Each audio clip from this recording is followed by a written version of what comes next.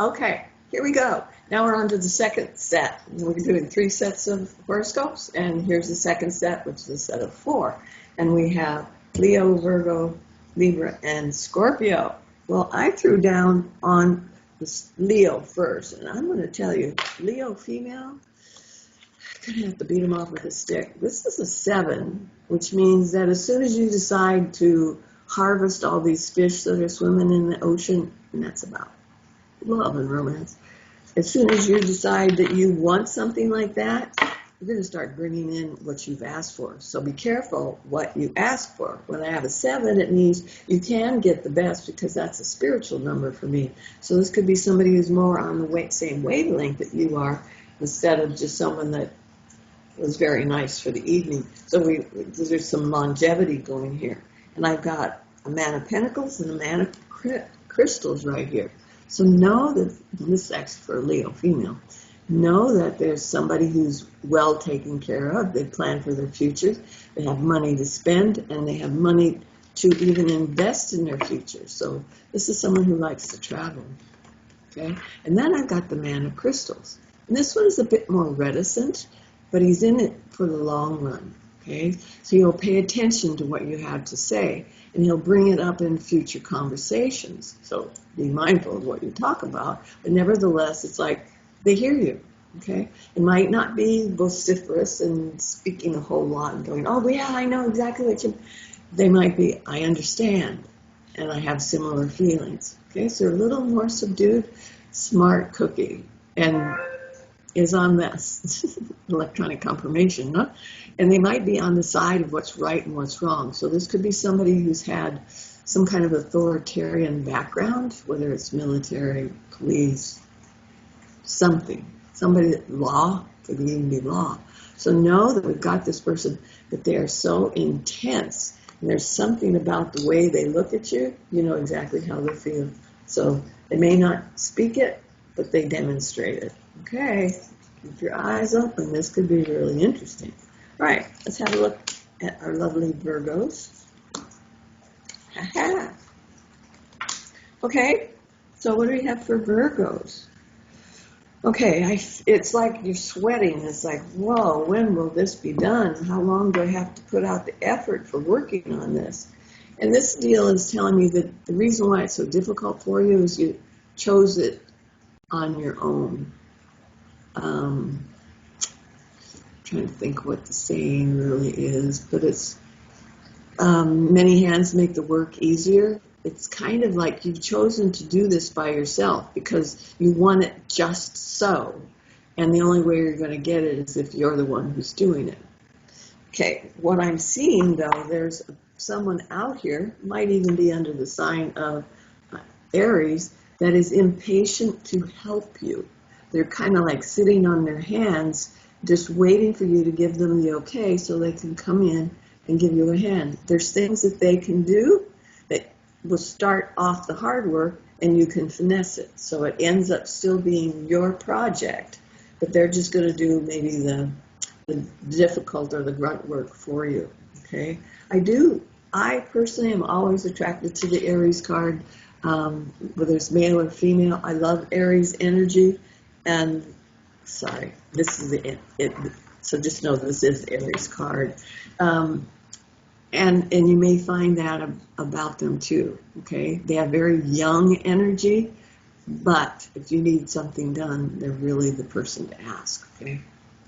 Got some daddy figure in there. It's like, give me the responsibility and I'll take care of business, right? And then the outcome for that is it gets the ball rolling again. So all you have is a little nudge, a little help from somebody else. And it's like, now I changed my color palette a little bit, and now what I'm creating is slightly varied from what it was before, but it's ever so beautiful and continues, because that's not only is it an artist palette, they got their thumb and change the colors, but it's also getting the ball rolling again. So there might be 1 or 2 other people that you enlist to help you also. Remember, you're still in charge. You're still in charge. All right. What do we got? And Virgos do like to be in charge, much as I hate to admit it. It is true. Okay, Earth Mother, and people need your assistance. And if you're all worn out and fatigued, you need to be calling on people that can help you do stuff so you get more done. Okay? All right. So after we have our little Virgos, here comes Libra, tripping along. Interesting. A couple of things going on for Libra. First of all, my Ace of Swords is here. If you have a yes or no question in your mind when you sat down and say, what's going to happen for me this month? This is a card that says yes. So be careful what you think about because you're going to manifest, right? It is also a card that if you've had any legal dealings going on, this is a card of success, right? It's about finding out the truth, all right?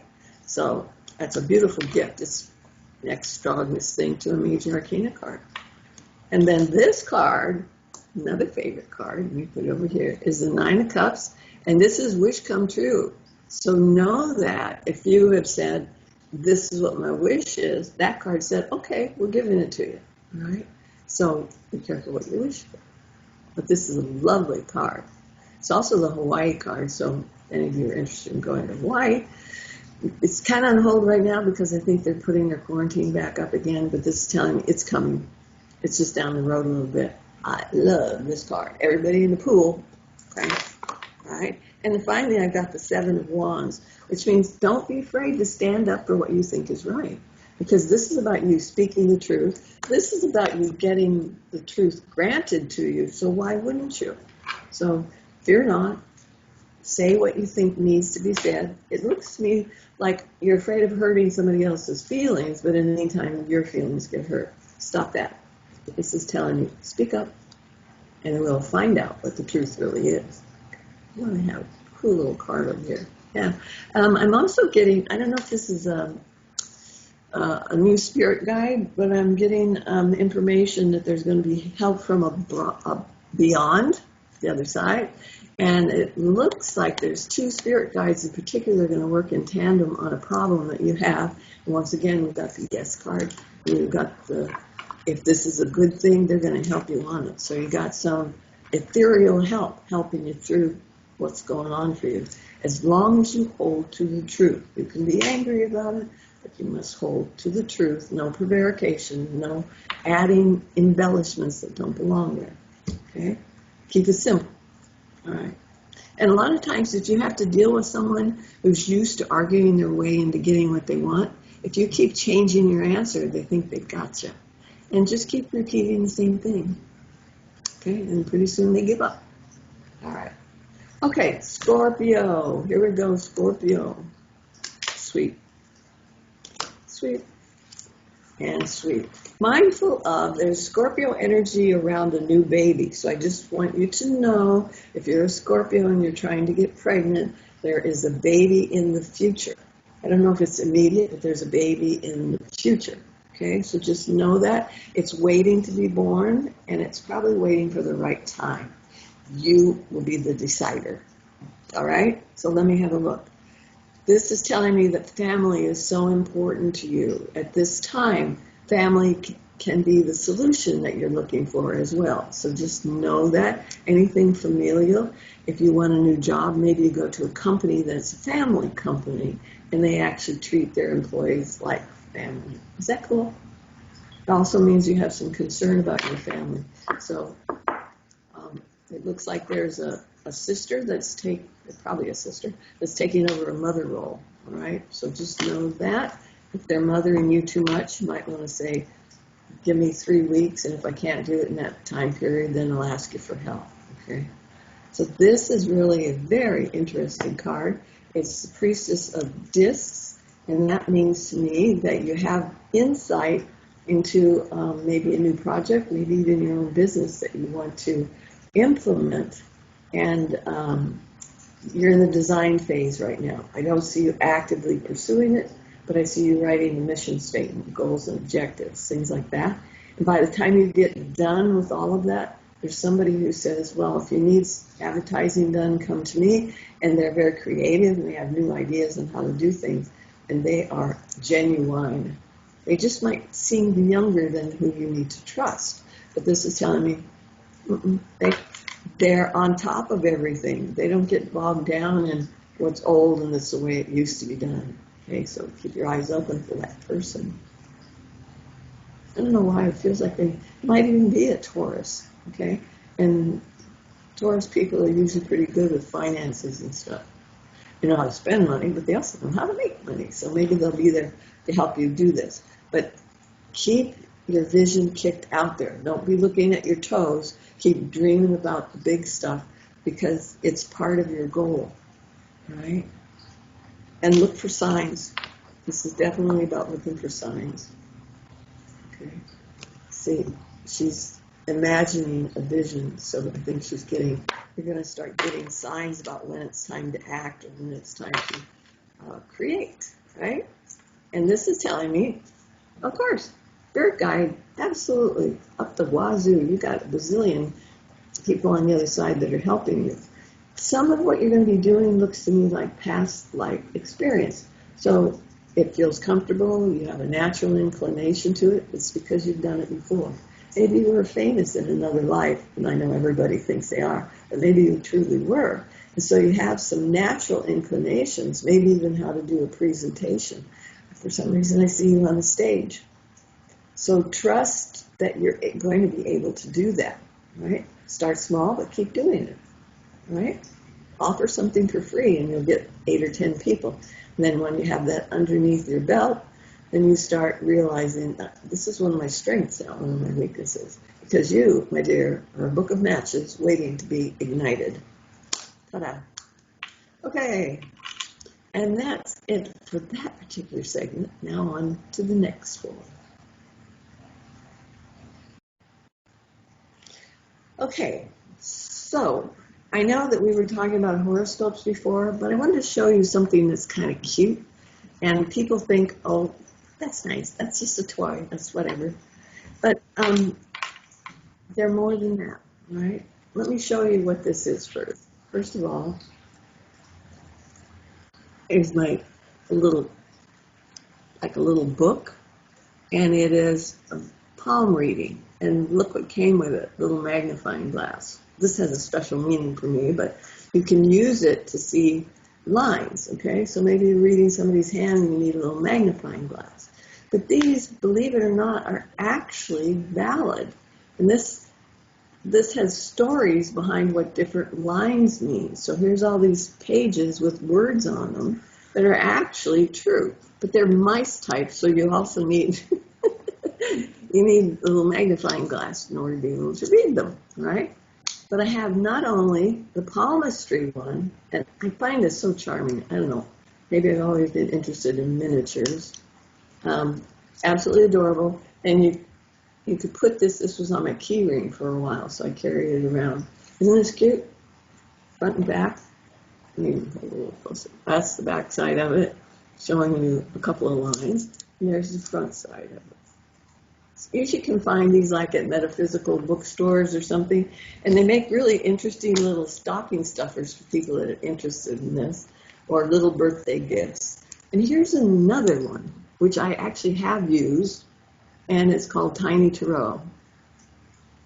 This one's a little harder to handle because they're all separate, but it's in a little snap case. Let me show you. And here's the cards. Here's the back of the card. Teeny tiny, itty bitty, teensy weensy. Oops. And here's the fronts. I can't see them very well. Okay, kind of can see them. Let's see what card fell. Yep.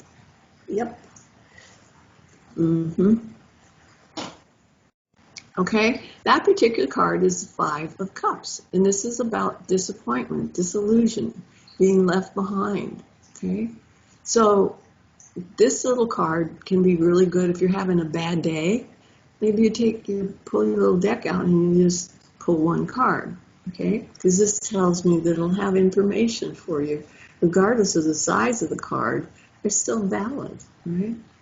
Now, I did have a little story. I did have to use these cards one time because I went somewhere and I couldn't find where I put my deck. I had left it at home and I was like, oh crap. So I used the little cards. And the readings were just as valid as if I had my big giant blue ones, right? Okay. So know that a tool is simply a tool, right? This makes it easier to focus. That's one of the reasons why people use cards for a focal point. The cards aren't particularly magic. It's usually the person who's doing the reading, okay? So there you go. Have a look. Tiny Tarot. So cute. But that's all I wanted to share with you guys today. I am wearing my Kuan Yin bracelet right now, which is the card of the Aquarius. And I put it on specially, so I just want to say it might mean that Aquarians out there are going to have a very interesting week, because I've already noticed you on my wrist here, okay? So shout out to Aquarian friends out there. Take good care of yourselves, and everybody, I do love you, and remember, social distance, wear your mask, do what you need to do, and we'll see y'all back here next week. Toodles.